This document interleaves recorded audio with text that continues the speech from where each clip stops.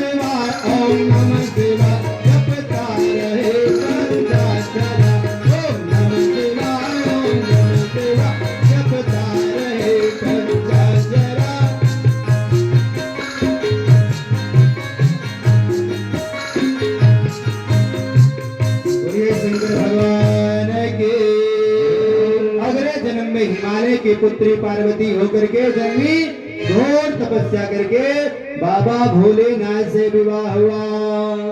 हमारी भगवान भोलेनाथ इनको जो प्रेम से श्रद्धा से पुष्प धूप दीप जो भी बन पड़ता है यदि चढ़ाता है तो जीवन भर माला माल हो जाता है। जल के चढ़ाए ते जलम जमलोक ते उबार ले, जल के चढ़ाए ते जमलोक ते उबार ले, चंदन के चढ़ाए चक्रवर्ती कर देता है।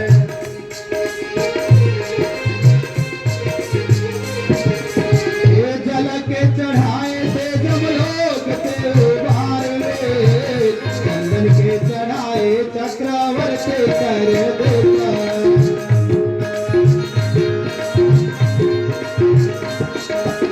चावल के चढ़ाए तीनी लोक बकसीस दे, चावल के चढ़ाए तीनी लोक बकसीस दे, पुष्प के चढ़ाए ते काले सहारे लेता है, पुष्प के चढ़ाए ते काले सहारे लेता है।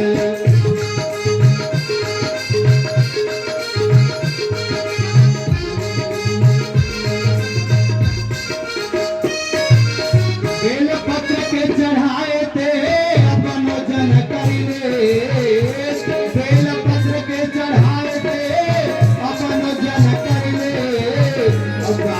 बजाए ते निहाल करे।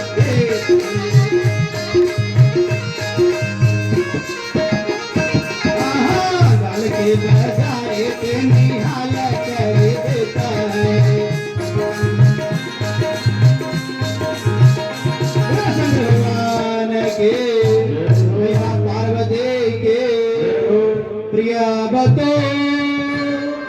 प्रिया व्रतो तान पादो शतरूपायते सुतो वासुदेवस्य कलया रक्षायां जगत स्थितो। मैत्रेय मुनि विदुर जी से कहते हैं कि मनु महाराज ने अपनी शतरूपा नाम की भार्या से भगवान की कला से प्रिय व्रत और उत्तानपाद नाम के 2 पुत्र पैदा हुए और ये जगत की रक्षा में स्थित हो गए। जाए उत्तानपादस्य सुनीतिः सुरुचिस्त्रयो सुरुचे प्रेयसे प्रत्यो नेत्राय सुतो ध्रुवः। राजा उत्तानपाद की 2 रानियां, एक का नाम सुरुचि, ध्यान से सुनिएगा, कल मैं जरूर पूछूंगा। उत्तानपाद की 2 रानियां, एक का नाम सुरुचि और दूसरी का नाम सुनीति था। सुरुचि राजा को अधिक प्रिय थी।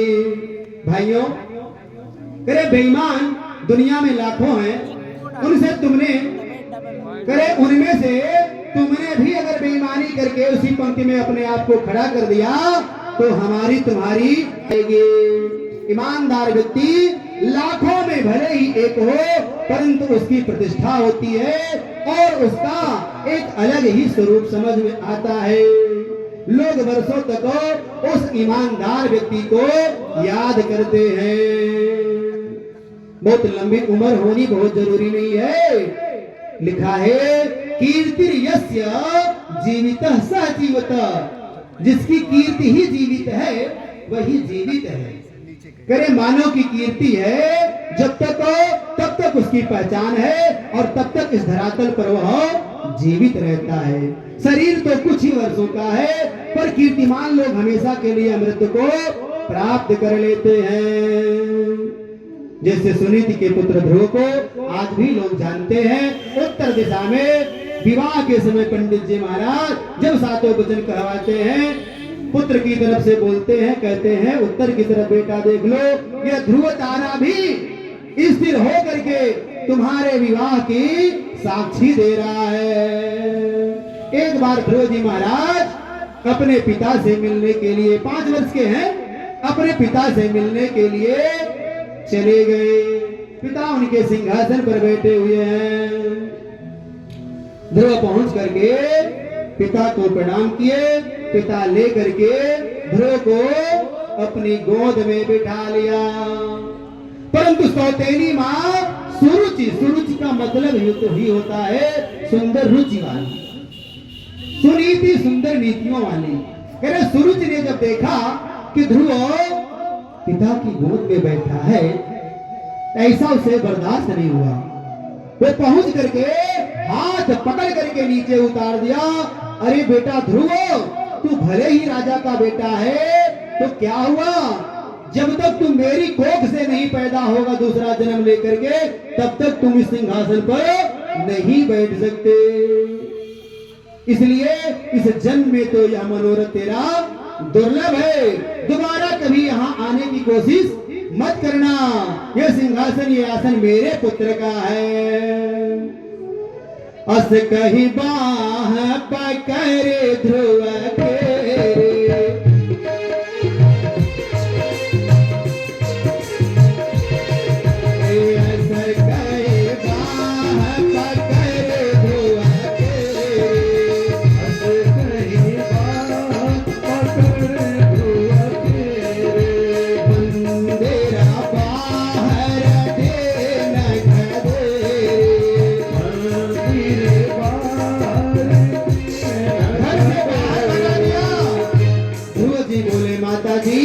केवल मैं इसलिए नहीं बैठ सकता कि आपकी कोख से मैं नहीं पैदा हुआ। हाँ बेटा जा, तू भगवान की तपस्या कर, भगवान प्रसन्न हो जाए तब उनसे वरदान मांग, कि मेरी कोख से जब तू पैदा होगा तब तुझे ये सिंहासन मिलेगा। तो तब करो, जब भगवान प्रसन्न हो जाए तो वरदान मांग करके मेरी कोख में जब आओगे तब तुझे सिंहासन मिलेगा। आज अपनी कोख को करीब भगवान से प्रार्थना करिए, किस लिए? सिंहासन के लिए। पहले मेरी कोख में आओ तब सिंहासन मिलेगा। अपनी कोख को इतना महत्व दे रही है। ध्रुव रोते हुए अपनी माँ सुनीति के पास लौट आए और मैया से सारा वृत्तांत कह सुनाया। सुनीति बोली, बेटा तू अमंगल की आशा मत करो, क्योंकि जो दूसरों को दुख देता है वह उसका फल अवश्य पाता है। अब तू भगवान की ही शरण में जा। अरे जीवन भर तो मैं वो चीज नहीं तुझे बता पाई जो आज तेरी भी माता ने तुझे बता दिया। सही कहती है। ध्रुव रोने लगे, माँ तू भी उन्हीं के वचनों का अनुमोदन कर रही है। कौन कहे मुझे ढाढ़स बधाने को, तू भी यही करी। हाँ बेटा मैं सच कह रही हूँ, तेरी माँ ने बड़ी अच्छी बात कही है। क्यों? तपस्या करने को कही है ना, इसमें क्या बुरा कही? मैं अभागिनी तो हुई, क्योंकि राजा उनको कम मानते थे। अपनी पहली पत्नी सूरज को ही ज्यादा प्यार करते थे, ज्यादा सम्मान देते थे। कह रही हैं कि मैं अभागिन तो हूं ही, इसलिए तेरी माँ ने कहा है तपस्या करने के लिए, तो कुछ गलत नहीं कहा है। क्यों? क्योंकि तप बल रचई प्रपंच विधाता, तप बल